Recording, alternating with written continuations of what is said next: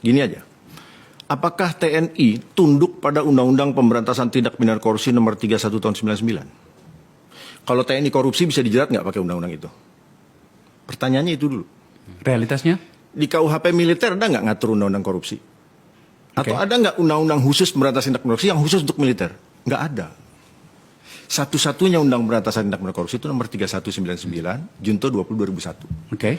Jadi kalau siapapun melakukan dijeratnya pakai undang-undang itu. Siapapun. Nah, sekarang kemudian orang bicara, yang nyidik siapa, yang nangkep siapa, yang ngadili siapa. Pastikan dulu TNI tunduk ya pada Undang-Undang Pemberantasan Tindak Pidana Korupsi.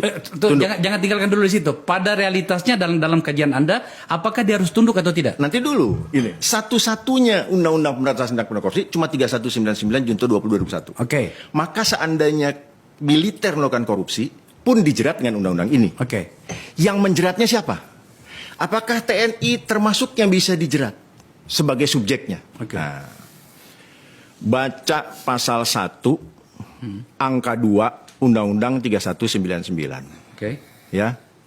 Yang dimaksud pegawai negeri di dalam undang-undang ini adalah pasal 1 angka 2 nih. Pegawai negeri yang dalam undang ini adalah A. Pegawai negeri sebagaimana dimaksud oleh Undang-Undang Kepegawaian. Oke. Nah, sekarang rujukan kita Undang-Undang ASN. ASN. Siapa itu? Orang seperti saya. Dosen, PNS, punya NIP. Nah, lolos TNI. B. Pegawai negeri sebagaimana diatur oleh KUHP. KUHP yang lama dulu nih. Kata KUHP, pegawai negeri itu ada di pasal 92. Ayat 1. Pegawai negeri adalah bla bla dipilih bla bla seperti saya, anggota DPR lewat pemilihan, ya, paruh waktu, antar waktu dan lain-lain. 92 ayat 2, hakim pengadilan agama, arbitrase, pengadilan administrasi. 92 ayat 3, anggota angkatan perang adalah pegawai negeri. Titik. Oke. Masuk nggak jadi? Dan itu belum pernah diubah. Belum pernah diubah. Oke. Masuk nggak jadi? Masuk. Jadi, Bang Akbar, anggota TNI itu pegawai negeri. Yang orang seperti saya disebut pegawai negeri sipil. Kenapa? Karena ada orang seperti mereka yang pegawai negeri non sipil. Kemudian dikenal sebagai istilah militer. Oke. Tapi sama-sama pegawai negeri. Cuma saya sipil, mereka non sipil.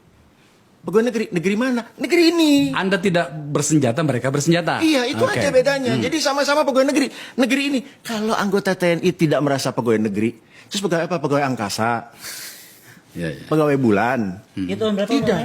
Hah? Undang-undangnya tahun berapa? KUHP. Gak KUHP? Di tahun berapa KUHP keluar? KUHP kita 1946. Iya. Nah, oke.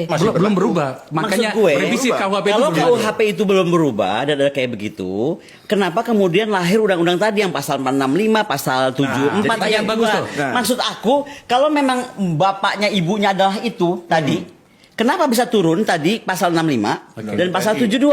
Iya, undang-undang TNI. Pasal 65 yang bilang itu harus di militer. Ya. Sementara di 74 dibilang bahwa iya, tapi selama peradilan militer yang belum ada, maka dia refer ke undang-undang 31. Jadi pertanyaan gue sekarang kepada para ahli hukum dong. Kita dengarkan jawaban ahli hukum. Saya terusin. Jadi dari pasal 92 ayat 3 jelas bahwa anggota angkatan perang adalah pegawai negeri.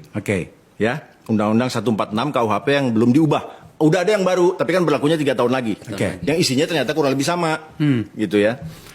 Nah, balik lagi ke Undang-Undang Pemberantasan Tindak Pidana Korupsi pasal 1 angka 2 huruf C. Siapa itu pegawai negeri? Orang yang menerima gaji atau upah dari APBN atau APBD. Masuk lagi barang ini. Masuk lagi barang ini. Nah, jadi bahwa anggota TNI tunduk pada Undang-Undang Pemberantasan Tindak Pidana Korupsi bisa dijerat karena perilaku korupsinya. Itu sudah jelas ada di pasal 1, angka 2, huruf B, dan huruf C. Jelas. Kunci sampai situ, titik.